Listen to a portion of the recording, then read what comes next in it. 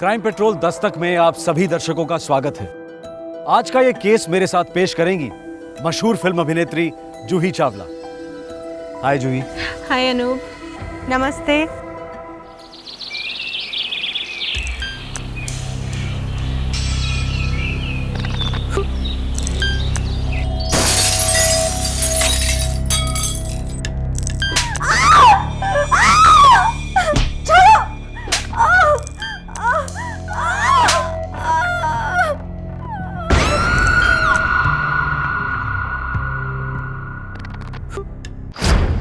आज का केस शुरू तो हुआ एक आम घरेलू समस्या को लेकर, पति पत्नी के बीच की अनबन। पर रिश्तों में लगी दीमक अक्सर होने वाले जुर्म की दस्तक देती है। एक शादीशुदा औरत होने वाले जुर्म के सिग्नल्स पकड़ नहीं पाई और उसे इस गलती की बहुत बड़ी कीमत अदा करनी पड़ी। 23 सितंबर 2010, देहरादून।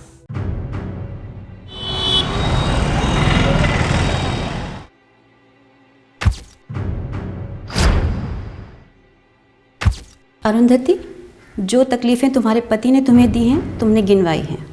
जी। मिस्टर सोमेश, आपको ये सारे इल्ज़ामात कबूल हैं? जी मैं कबूल करता हूँ।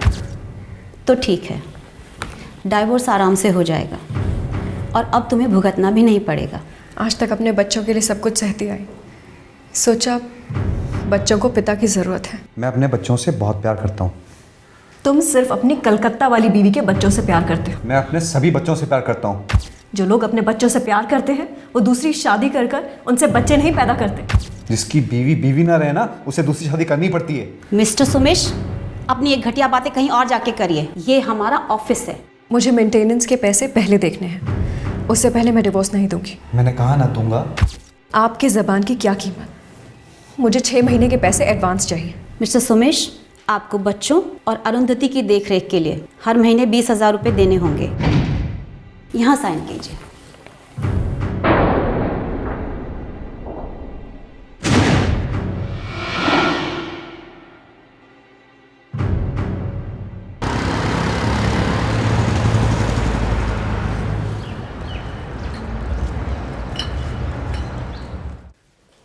अरुंधति के माता पिता और भैया जानते थे कि अरुंधति की शादी दम तोड़ रही है।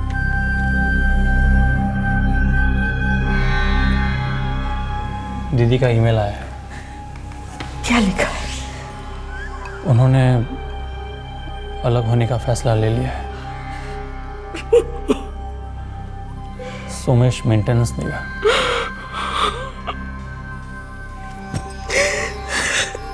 तकदीर नहीं बदलती। नहीं, गलती को तकदीर का नाम मत दो। ये शादी ही गलत थी। भगवान करे उन दोनों के बीच पहले जैसा सब ठीक हो जाए। अरुंधति और सोमेश के बच्चे छोटे थे, पर अपने माता पिता के बीच घमासान लड़ाइयां देख चुके थे, आदी हो चुके थे। लेकिन इन मासूमों को भनक तक नहीं थी कि उनके मम्मी पापा हमेशा के लिए अलग होने जा रहे थे।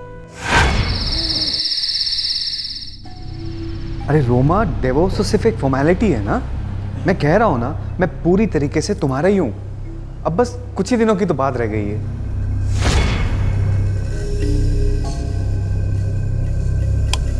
अरे ऐसी बातें मत करो प्लीज। मैं कह रहा हूँ ना, ये शादी एकदम खत्म हो चुकी है। It's finished. अब हम लोग नए सिरे से एक नई जिंदगी शुरू करेंगे, ठीक है? मैं, तुम और हमारे बच्चे, बस। I love you Roma. I really love you. Okay. Bye. पता नहीं वो कौन सा मनहूस दिन था जब तुम मेरी जिंदगी में। किसी जमाने में ये दोनों उस दिन को सबसे खूबसूरत दिन मानते थे। ये प्रेम कहानी 1992 में शुरू हुई और 1999 में अरुंधति और सोमेश विवाह के बंधन में बंध गए। 2004 में इस जोड़े को जुड़वा बच्चे हुए। ये परिवार अपने आप में संपूर्ण हो गया, लेकिन स्वर्ग को नर्क में बदलने में ज्यादा देर नहीं लगी। सोमेश ने अरुंधति की पीठ पीछे दूसरी शादी कर ली, लेकिन जब तक अरुंधति को पता चलता, पानी सर के ऊपर जा चुका था।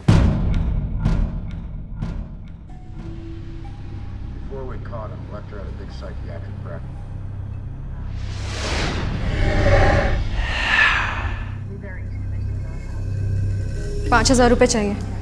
एग्रीमेंट के हिसाब से इस महीने के 20,000 रुपये दे चुका हूँ मैं। पूरे नहीं पड़ते हैं सोमेश। तो चाहो खुद कमाओ। तुम पैसे दे रहे हो या मैं तुम्हारे नाम की कंप्लेंट दर्ज कराऊं? हे, मैं डरने वाला नहीं हूँ, समझी? मैं भी कोई घुट घुट के मरने वाली नहीं हूँ सोमेश।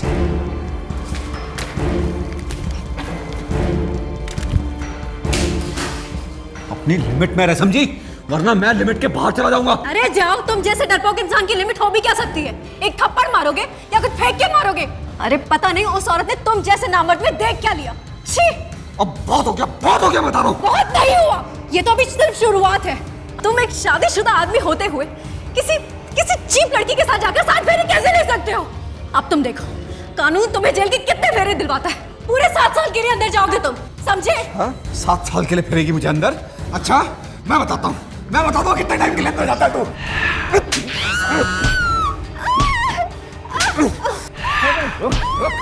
You die!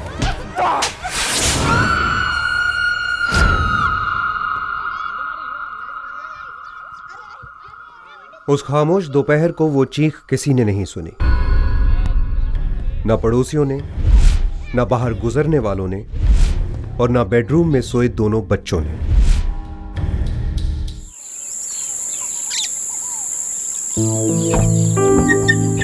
चल।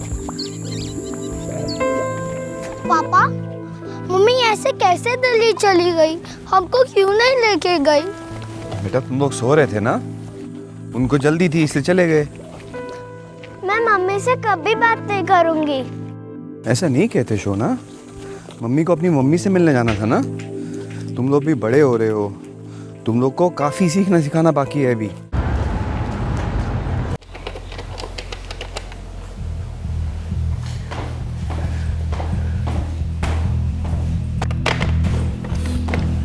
राजन, अरुंधति फोन नहीं उठा रही है। यदि कहीं बिजी होगी बाबा। कल दशहरा था, कल उसने मेरे साथ बात नहीं की। दशहरा होने के बावजूद भी अनु ने अपने बाबा के साथ बात नहीं की। बाबा टेंशन मत लो ना, मैं ऑफिस जाके फोन करता हूँ।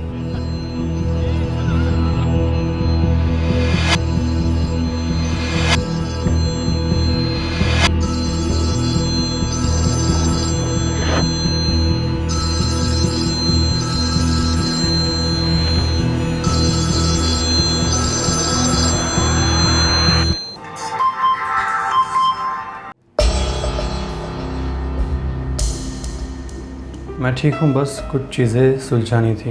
उम्मीद करती हूँ कि दशहरा अच्छा रहा होगा। मैं फिर कभी फ़ोन करती हूँ।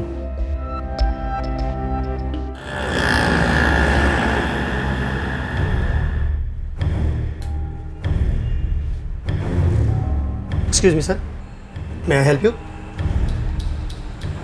जल्द से जल्द डिलीवरी कब तक कर सकते हैं? सर 24 घंटों में। आप लोग कैश लेते हैं या सिर्फ कार्ड लेते हैं? सर आपने मॉडल चूज़ कर लिया है ना? हाँ, ये वाला। Sir I am sorry, don't mind, ये फ्रीजर है, नॉर्मली घरों में यूज़ नहीं होता है। आप कहें तो मैं आपको दूसरे फ्रिज दिखा देता हूँ जो घरों में यूज़ होते हैं, और उन पर स्कीम्स भी हैं। क्यों, कोई प्रॉब्लम है? मुझे ये वाला चाहिए। Okay sir, sure. मैं कैश दे देता हूँ। प्लीज़।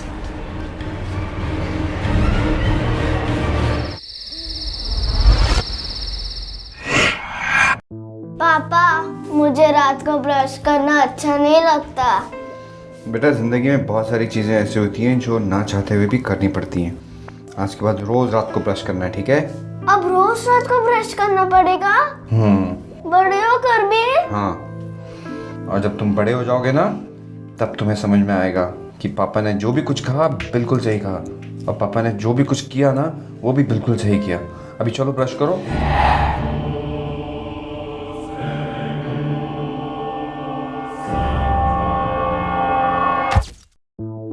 सोमेश ने रोजमर्रा के काम की जिम्मेदारी तो बखूबी उठा ली, लेकिन बच्चे हर पल अपनी माँ की कमी महसूस कर रहे थे।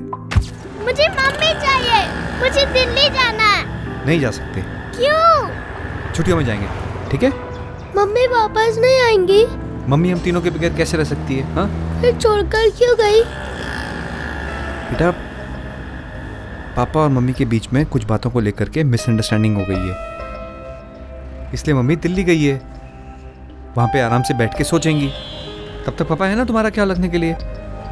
मेरी बातें समझ रहे हो ना यश? मीनाक्षी,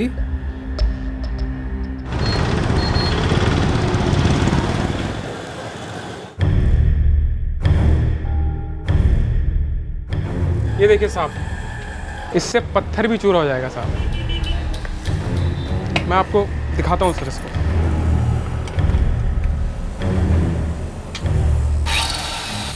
ये कितने का है? ये 3,500 का है सर। अगर आप इसको लेंगे तो इसके साथ आपको 3 ब्लेड मुफ्त भी मिलेंगे। इसको पैक कर दो। ठीक है सर।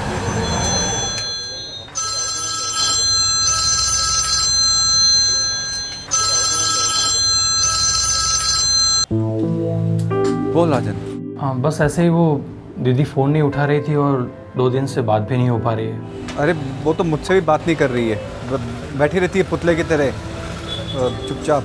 क्यों, सब ठीक तो है ना जीजा जी? हाँ, बहुत बहुत अच्छा चल रहा है साले साहब।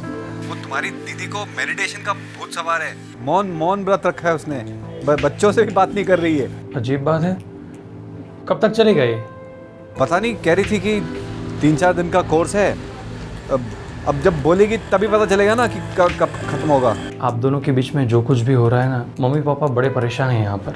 अरे उनसे कहो मैं कोई राक्षस नहीं हूँ। मैं और तुम्हारी दीदी आपस में पैचअप करने वाले हैं। ये शादी नहीं टूटेगी। थैंक गॉड जीजा जी। मम्मी पापा को मेरा प्रणाम कहना। ठीक है जी। ये लीजिए सर।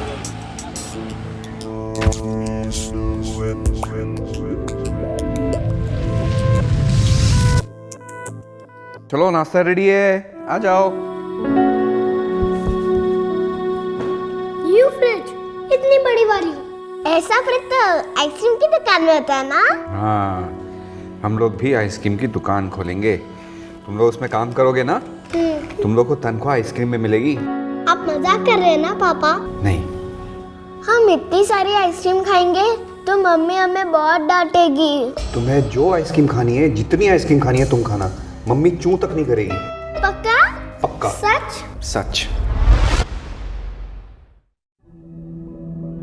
ये लीजिए आपके लिए। ये ले बेटा। मैंने जगन्नाथ जी से कहा था कि मेरी अरुंधति की जिंदगी संवार दे। शुक्र है उन्होंने मेरी सुन ली। ये नसीब वसीब के चक्कर में मत पड़ो, सब ठीक ही होगा। मैं सोच रहा था कि दिवाली के लिए दीदी और बच्चों को थोड़े दिन के लिए यहाँ लेके आते, खूब मस्ती करेंगे। हाँ क्यों नहीं। बहुत अच्छा इरादा है, जल्दी से जाके उसे ले आ। बहुत दिन हुए उसे देखे हुए।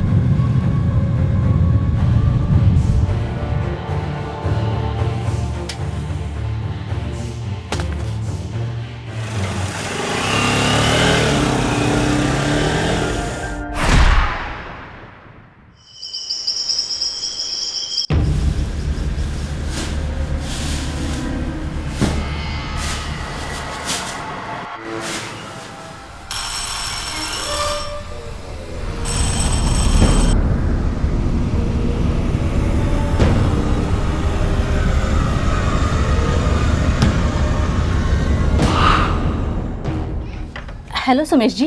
पिताजी बोलिए। बस ऐसे ही, वो क्या है ना, कई दिनों से अरुंधति से बात नहीं हुई, इसलिए सोचा जरा मिल लेती हूँ। कुछ काम था? काम तो कुछ नहीं था। वो क्या है, अरुंधति ने कहा था कि इस साल हम दिवाली की शॉपिंग साथ करेंगे ना। इस साल अरुंधति आपके साथ शॉपिंग नहीं कर सकती। आप ऐसे क्यों बोल रहे हैं सुमेश जी? वो मेरे फादर इन लॉ की तबीयत थोड़ी खराब है। अरुंधति दिल्ली गई है। I am so sorry. Arundhati से कहिएगा कि मैंने उसे याद किया था। जरूर। बाय रीता जी। बाय।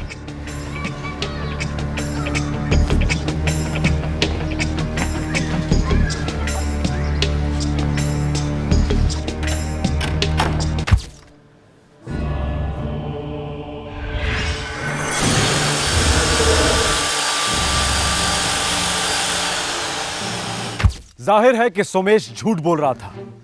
अरुंधति के माता पिता से झूठ, अपने बच्चों से झूठ और पड़ोसियों से झूठ।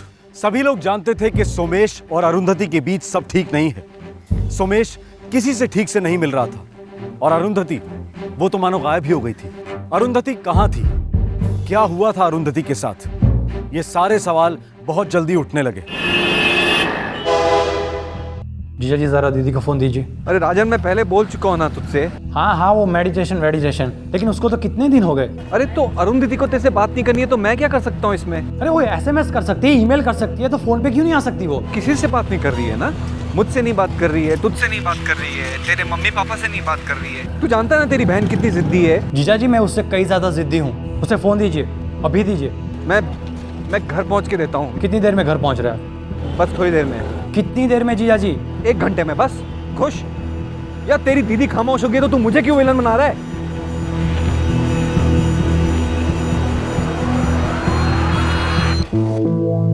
क्या बोला? अरुंधति ठीक तो है ना?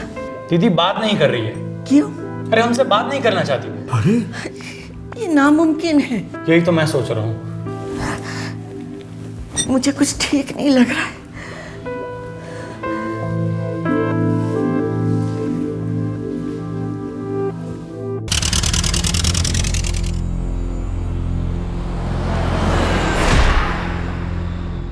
अगले ही दिन अरुंधति का भाई राजन देहरादून पहुंचा।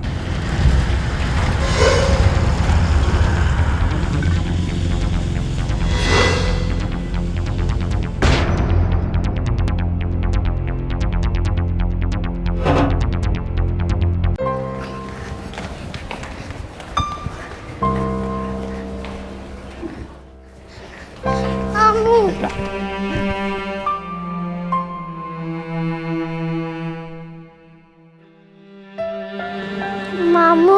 हाँ? मम्मी कहाँ है? मम्मी आपके साथ क्यों नहीं आई मामू? मुझे मम्मी की बहुत याद आ रही है मामू। मैं भी आपके साथ दिल्ली चलूंगी। मुझे भी मम्मी से मिलना है। तुम्हें कैसे पता चला कि मम्मी दिल्ली में है? पापा ने कहा था मामू। पापा ने? कब कहा था बेटा? बहुत दिन हो गए जब से मम्मी दिल्ली गई है, तब से। अच्छा बेटा, तुमने मम्मी को दिल्ली जाते देखा था? कोई बात हुई थी? नहीं, तभी हम लोग सो रहे थे। पापा कह रहे थे मम्मी दिवाली में वापस आ जाएगी, पर नहीं आई। मामू, क्या मम्मी हमसे नाराज है क्या? नहीं बेटा, नाराज नहीं है। देखो बेटा, मम्मी बहुत जल्द तुमसे मिलने आएगी, ठीक है? एक काम करो, अभी क्लास में जाओ, पढ़ाई करो, मैं शाम को लेने आता हूँ, ठीक है? जाओ।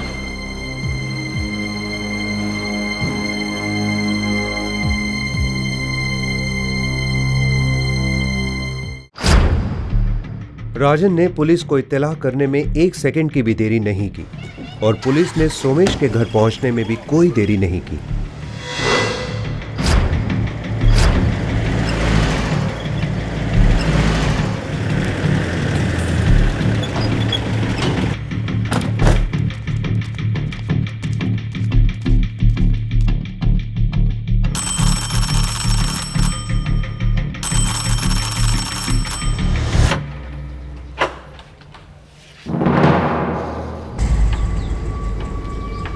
मेरी दीदी कहाँ है?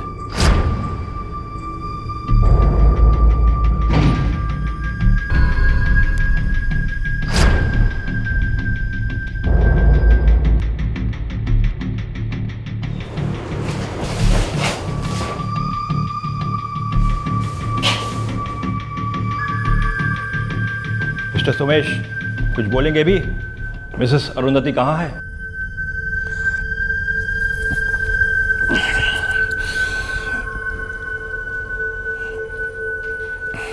मैं बताता हूं। अरुंधति मर गई है। मैंने उसे मार डाला।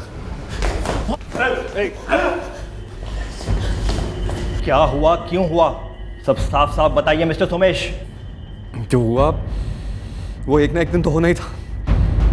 वो मुझे जीने नहीं दे रही थी, मुझे ब्लैकमेल कर रही थी, पैसों की भूखी थी। थक गया था मैं। मरी नहीं थी वो, थोड़ी जिंदा थी। मैं डर गया था, 2 बार मुझ पे डोमेस्टिक वायलेंस के केस कर चुकी थी वो। फिर से अरेस्ट करवाती, टॉर्चर करवाती। मैंने सोचा बस और नहीं। और तूने मेरी दीदी को मार डाला, अरे जान से मार डाला मेरी दीदी को। कितनी सीधी सादी थी। मेरी जिंदगी हराम कर दी थी उसने, जीने भी नहीं देनी थी, मेरे बच्चे छीन ली थी तेरी सीधी सादी बड़ी दीदी। बॉडी कहाँ है? कमीने बोल, मेरी दीदी की लाश के साथ तूने क्या किया? बॉडी कहाँ है? कमीने बोल, मेरी दीदी की लाश के साथ तूने क्या किया?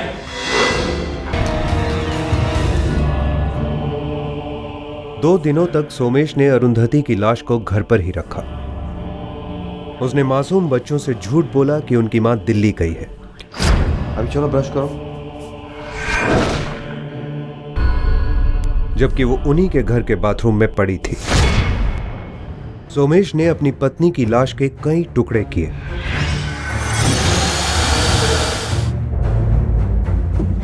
उसने उन टुकड़ों को कोल्ड स्टोरेज में पैक कर दिया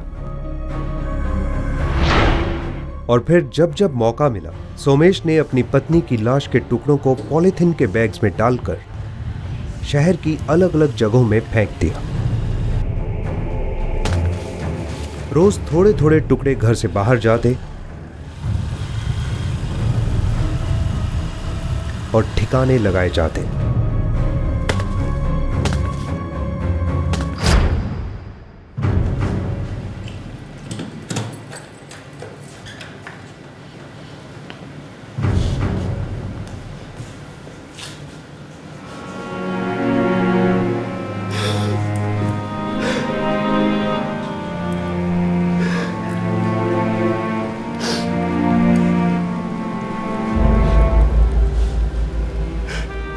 पूरा देहरादून शहर, पूरा देश इस विकृत घिनौने जुर्म की खबर सुनकर सकते में आ गया। एक आदमी अपनी जीवन संगिनी, अपने बच्चों की मां के साथ या किसी दूसरे इंसान के साथ ऐसा कैसे कर सकता है? अरुंधति के बच्चों को गहरा सदमा पहुंचा है। उनके दिलो दिमाग में क्या चल रहा है ये कोई नहीं जानता, पर इतना हम सब जानते हैं कि इन बच्चों की मां के साथ साथ इनके बचपन के भी टुकड़े हो चुके हैं। ये फ्रिज इतनी बड़ी वाली, ऐसा फ्रिज तो आइसक्रीम की दुकान में होता है ना। हम इतनी सारी आइसक्रीम खाएंगे तो मम्मी हमें बहुत डांटेगी।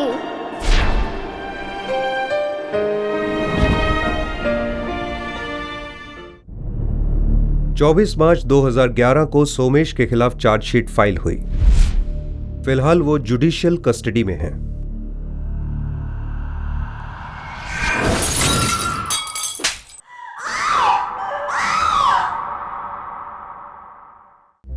सुमेश की दूसरी शादी करना होने वाले जुर्म की दमदार दस्तक थी, लाउड एंड क्लियर। पर अरुंधति के घर वाले जानकर भी अनजान बने रहे, लिविंग इन डिनायल। देखो, तुम मेरी मजबूरी समझने की कोशिश नहीं कर रही हो। समझने समझाने का वक्त खत्म हो गया। आज के बाद तुमने उस लड़की के साथ कोई भी रिश्ता रखा तो समझो तुम्हारा भी वक्त खत्म हो गया। थोड़ा वक्त तो लगेगा ना। तुम्हें बर्बाद करने में कोई भी वक्त नहीं लगेगा, चुटकियों में हो जाओगे, जानते हो ना तुम। इस दुनिया में हर इंसान का अपना वजूद होता है, अपनी एक खास जगह होती है और वो जगह दूसरा कोई नहीं ले सकता। बात जब रिश्तों की आती है और खासकर मर्द और औरत के बीच के रिश्ते की, तो किसी की जगह लेने की कोशिश खतरे से खाली नहीं। जाहिर है किसी को चोट पहुंचने वाली है और किसी को दर्द होने वाला है। 14 मार्च 2011 मुंबई।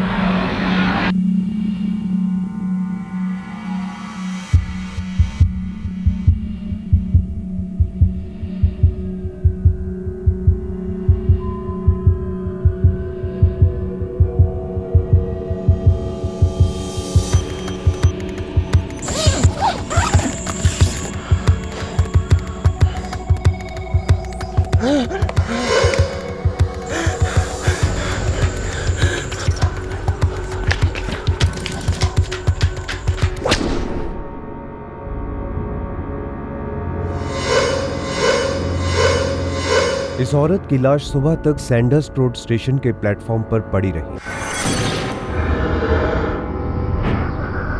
फिर एक यात्री ने रेलवे पुलिस को सूचित किया।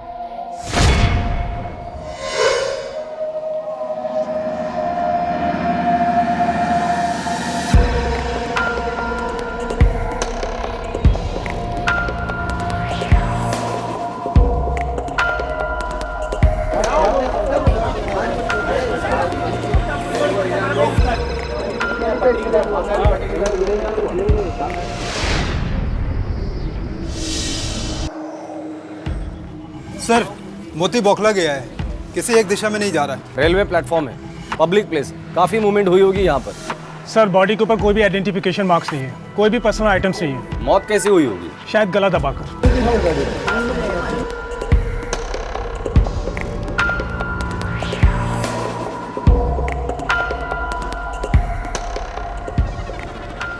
उधर सर काफी बड़ा सूटकेस है, पता करो कौन सी दुकान से खरीदा है उसने। Okay sir.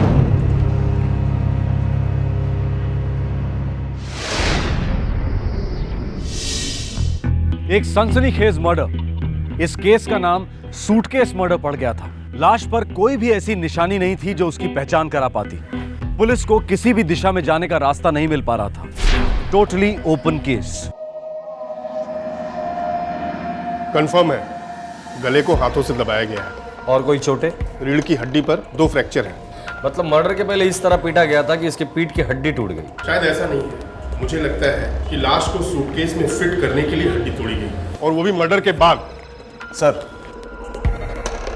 सर वो सूटकेस बनाने वाली दुकान कुछ पता नहीं चल पाया। एक काम करो, इस औरत का अखबार में फोटो छाप दो।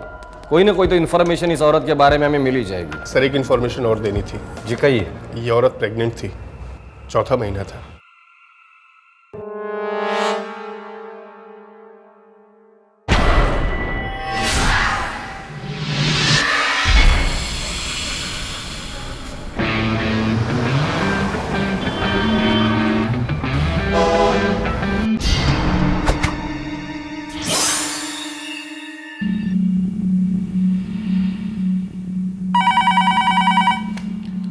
Railway police Mumbai.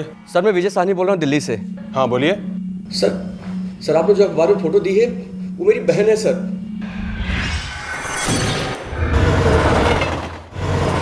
दिव्या सचदेवा नाम है उसका। मैं पिछले 1 महीने से उसको ढूंढ रहा हूँ। दिल्ली देखा, हरियाणा देखा, लेकिन उसका कहीं कुछ पता नहीं चला। शादीशुदा थी वो?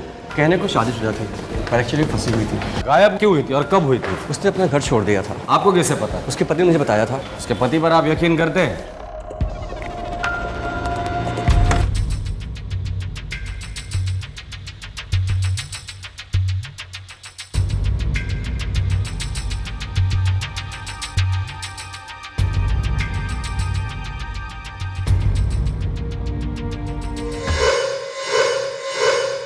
ऐसा लग रहा था कि आखिरकार लावारिस लाश की पहचान हो गई थी, पर जो दिखता है अक्सर ऐसा होता नहीं। पता चला कि यह एक मिस्टेकन आइडेंटिटी का केस था और यह लाश अब भी लावारिस ही थी। सर ये मेरी बहन नहीं है। क्या? पर तुम्ही ने तो कहा था कि सर इसकी शक्ल हूबहू मेरी बहन से मिलती है, लेकिन ये मेरी बहन नहीं है। घूम फिरकर केस फिर उसकी लावारिस चौखट पर आ पहुंचा। वही सवाल फिर गूंज उठा, कौन थी ये औरत? इसका कत्ल क्यों हुआ था?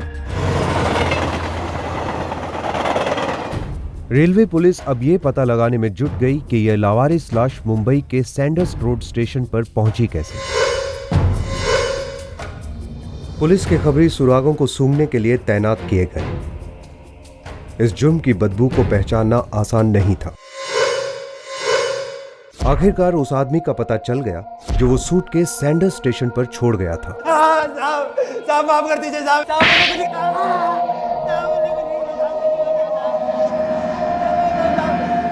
चिलम की कसम साहब, अपन ने सिर्फ बैग चुराया था साहब। काफी भारी था, इससे लगा कि काफी माल होगा साहब। साहब ने जब बैग खोला तो अंदर लपड़ा था साहब, इसलिए अपन वहीं से कट गया साहब। साहब अपन ट्रेन में अकेले भटक रहे था साहब। डोंबे वाली में साहब अपन ने उस बैग को देखा साहब काफी बड़ा बैग था। अपन को लगा उसमें काफी माल होगा साहब। खाली पड़ेला था साहब। अपन सामने बैठा था साहब, बिल्कुल सामने। दादर स्टेशन तक कोई मक्की तक नहीं भटकी थी साहब। तभी अपन ने सुपड़ी में हाथ मारा और सैंडर्स रोड पर कल्टी मार गया साहब। सर ये जर्सी तो बर्बाद लगता है। सर इसमें इतनी हिम्मत नहीं हो सकती कि ये किसी औरत का खून कर दे। डोंबिवली पोद्दार, थाना डोंबिवली हमारा टारगेट एरिया होना चाहिए। पुलिस को जर्सी से कोई खास जानकारी नहीं मिली, पर उसने पुलिस को एक अहम सुराग दिया। उसने सूटकेस ट्रेन में डोंबिवली स्टेशन से देखा था। डोंबिवली और आसपास के सबर्ब्स में पुलिस ने अपनी तहकीकात शुरू की। सारे इलाके में मृतक की तस्वीरें चिपकाई गई।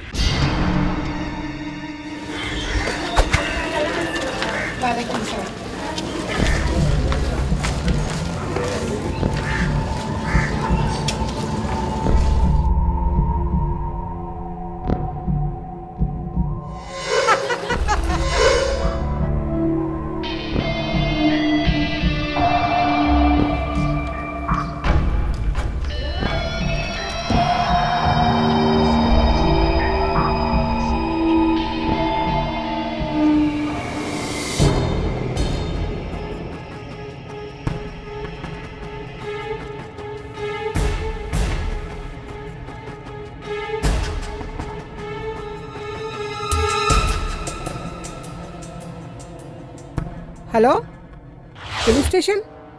जी, मैं जीनत हुसैन बोल रही हूँ मुंब्रा से।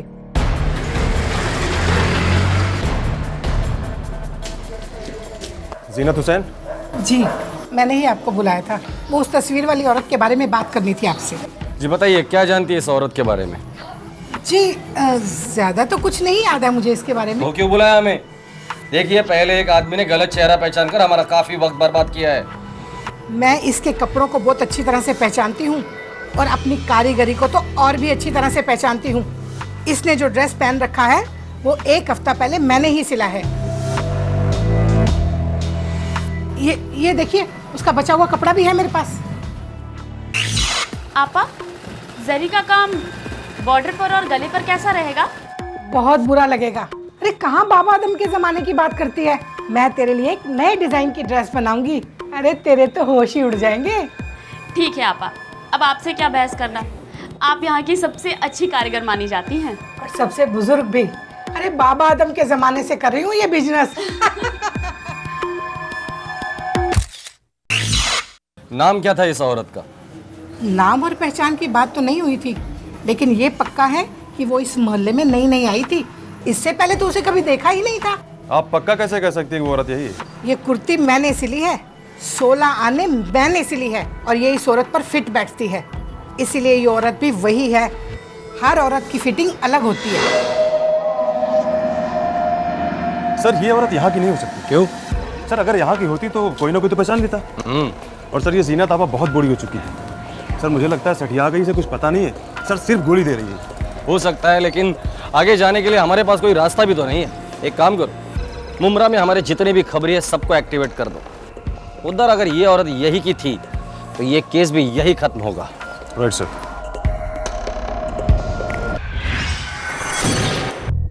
उम्मीद की एक और किरण उभर आई थी।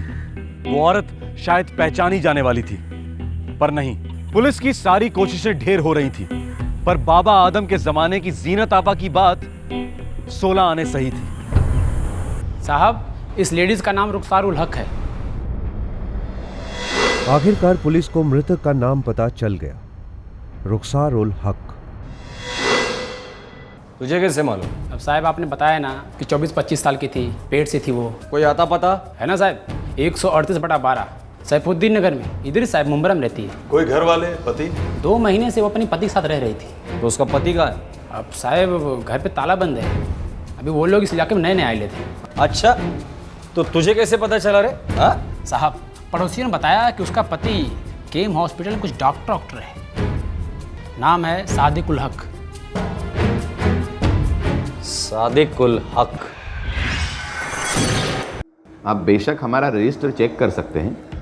सादिक उल हक नाम का कोई भी डॉक्टर हमारे एम्प्लॉयमेंट में नहीं है और ना कभी था, और डेफिनेटली मुंब्रा इलाके से तो बिल्कुल भी नहीं।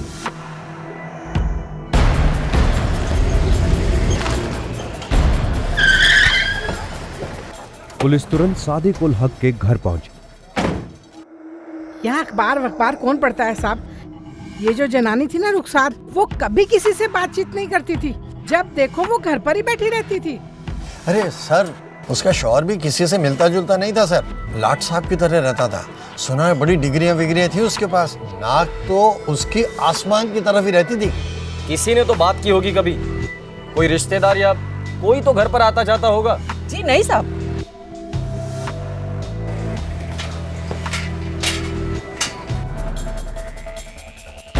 तोड़ दो।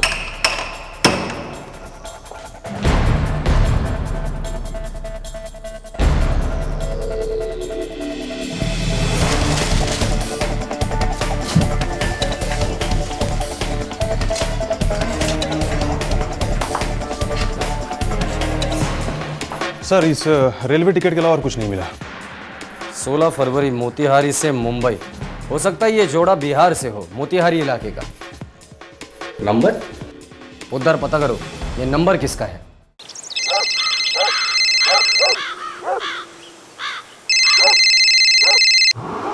हेलो, फरमाइए। कौन बोल रहा है? हम मुनाफ हुसैन दवा वाला बोल रहे हैं साहब। अच्छा, मैं मुंबई से बोल रहा हूँ। सादिक है क्या वहाँ पर? अरे भाई कौन सादिक? सादिकुल हक, जो मुंबई में रहता है, मुमरा इलाके में, रुखसार के शौहर। अच्छा अच्छा, अपने डॉक्टर साहब। हाँ हाँ वही है। क्या उधर? अरे भाई वो यहाँ क्यों होने लगे?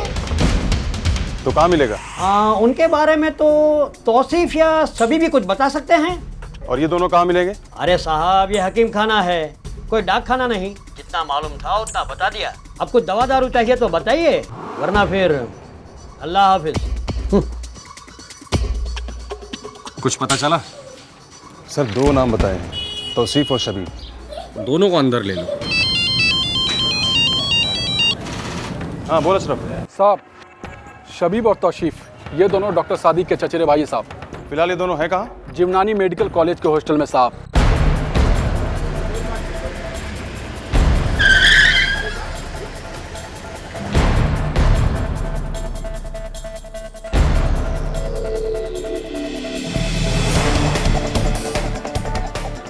जिवनानी मेडिकल कॉलेज के हॉस्टल से पुलिस ने सादिक के दोनों चचेरे भाइयों तौसीफ और शबीब को पूछताछ के लिए हिरासत में लिया।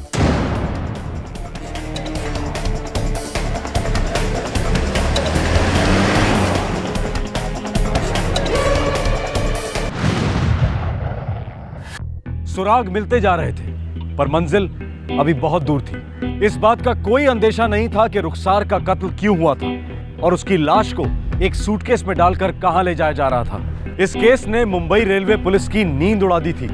आखिरकार काली रात खत्म होने के आसार नजर आए। तौसीफ और शबीब बोल पड़े। सादिक कहाँ है?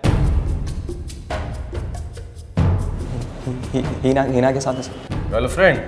बेगम सर, सादिक भाईजान की दूसरी बेगम सर। लेकिन आप कल ही तो लौटे हैं। काम ही कुछ ऐसा है, मुझे सुबह तक इंदौर पहुंचना है। फिर हम मुंबई आए ही क्यों?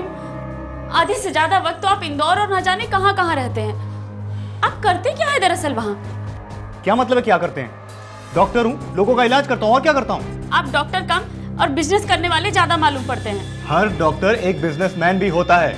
अगर तुम पढ़ी लिखी होती ना तो तुम्हें ये सब बातें समझ में आती। खैर, अपनी अपनी किस्मत, क्या कर सकते हैं। सादिक, मेरा 3रा महीना चल रहा है और इस जगह मैं एक परिंदे को भी नहीं पहचानती। मुझे बहुत डर लगता है। मैंने तुमसे कितनी बार कहा है कि चलो मायके छोड़ दूं तुमको, लेकिन तुम हो कि मना करती रहती। मैं क्या कर सकता हूँ? आपसे शादी मैंने मायके में रहने के लिए नहीं की है। मैं आपके साथ रहना चाहती हूँ सादिक, सिर्फ हम दोनों। और पता नहीं फिर ऐसा मौका कब मिले। सादिक, मतलब सादिक अपनी बीवी रुखसार को धोखा देकर एमपी में अपनी दूसरी बीवी हीना से मिलने जाता था।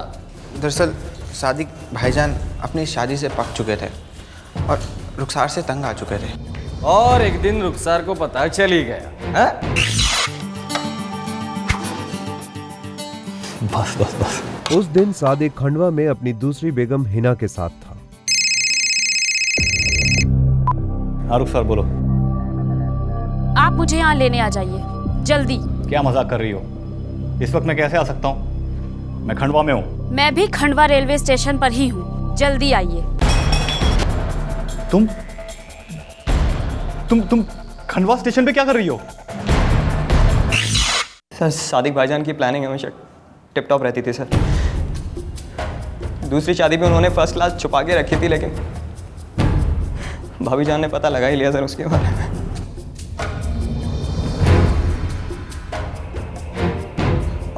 और फिर वो धमकियाँ देने लगी और बात बात में पुलिस के पास जाने की बातें करने लगी। अगर आपने अभी के अभी उस के साथ अपना रिश्ता नहीं तोड़ा तो मैं आपका जीना हराम कर दूंगी। हिना को छोड़ना मेरे लिए नामुमकिन है, वो भी मेरी बीवी है। अच्छा, तो मैं कौन हूँ? और ये जो मेरे पेट में पल रहा है ये कौन है? अगर तुमने उससे अपना रिश्ता नहीं तोड़ा ना तो मैं तुम्हें बर्बाद कर दूंगी। बस करो, तुमसे शादी करना मेरी बहुत बड़ी गलती थी, तुमसे शादी करनी नहीं चाहिए थी। मैं उस 2 टके वाली जितनी पढ़ी लिखी तो नहीं हूँ, मगर मेरे हक क्या हैं ये मैं अच्छी तरह से जानती हूँ। अरे वो मेरी तो क्या, मेरी जूती की जगह भी लेने के लायक नहीं है। मैं तो सीधा केस करूंगी। केस? हाँ, केस करोगी तुम? धमकी दे रही हो तुम मुझे? हाँ, मैंने सिर्फ दी है, आप तो बेवफाई कर चुके हैं। मुझे पता है तुम ऐसा कुछ भी अनाप शराब नहीं करोगी। आप मेरे बारे में अच्छे से नहीं जानते, आप बस देखते जाइए कि मैं क्या करती हूँ। जब पुलिस में मामला दर्ज होगा ना तब आएंगे आपके होश ठिकाने। सर, पुलिस के पास जाने की जरूरत नहीं है, तुम जैसा कहोगे मैं करने के लिए तैयार हूं। बस बहुत हो गया, अब पानी सर से ऊपर जा चुका है, मैं इस औरत के साथ और नहीं जी सकता। मैंने तो आपको पहले ही कहा था भाईजान, भाभी अपने बराबर की नहीं, निकाह मत कीजिए। आप सुनते नहीं है ना किसी की, अब झेलिए। बस निकाल रहा हूं मैं उसे अपने घर से, अपनी जिंदगी से। लेकिन गांव वाले से क्या बोलेंगे आप भाईजान? बोल दूंगा भाग गई। आप कमाल करते हैं भाईजान, एक झूठ तो आप गांव वालों को बोल चुके हैं कि आप मुंबई में एक डॉक्टर हैं, लेकिन गांव वालों को आप ये नहीं बोल पाएंगे कि एक 4 महीने की गर्भवती औरत कहीं भाग गई। हजारों सवाल पूछेंगे लोग, उंगलियां उठाएंगे आपके ऊपर। उंगलियां नहीं उठेंगी तौसीफ, क्योंकि अगर उंगलियां उठेंगी भी ना तो दिखाई नहीं देंगी, क्योंकि रुखसार दिखाई नहीं देगी। आप क्या कहना चाह रहे भाईजान? तुम दोनों मेरा साथ दोगे ना?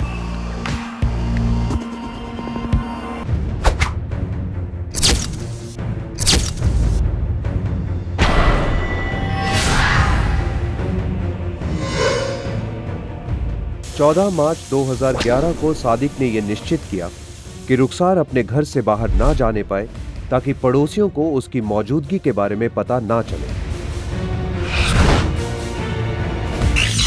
ओ अच्छा, तो ये पहले से प्लानिंग थी? सर हम जानते थे कि सादिक भाईजान एक अलग जिंदगी जीना चाहते हैं और ये औरत रुखसार ने जीना आराम कर दिया था सर उनका।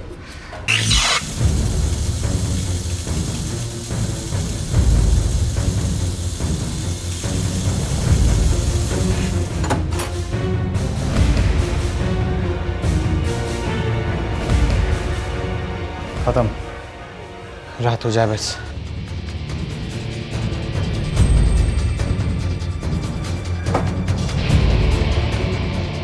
भाईजान लास्ट में फिट नहीं होगी। फिट होगी।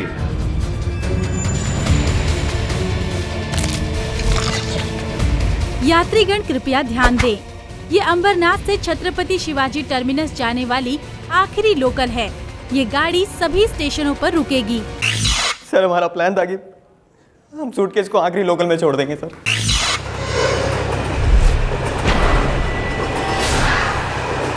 सर रुखसार भाभी और भाईजान को मुंबई आए मुश्किल से 2 महीने हुए थे। भाभी जान और भाईजान को कोई नहीं जानता था सर। हमको लगा उनको कोई नहीं पहचान पाएगा सर, उन लोगों को कोई पहचानता ही नहीं था सर।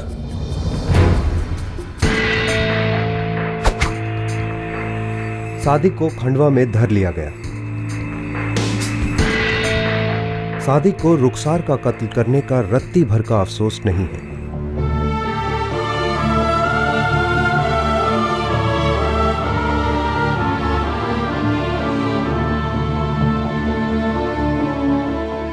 आखिरकार रुखसार की लाश को दफना दिया गया है। रुखसार एक खुशहाल शादीशुदा जिंदगी गुजारने की कोशिश कर रही थी और अपनी इसी कोशिश के चलते वो अपनी जान गंवा बैठी। किसी के साथ जबरदस्ती जिंदगी बिताना कोई जिंदगी नहीं होती।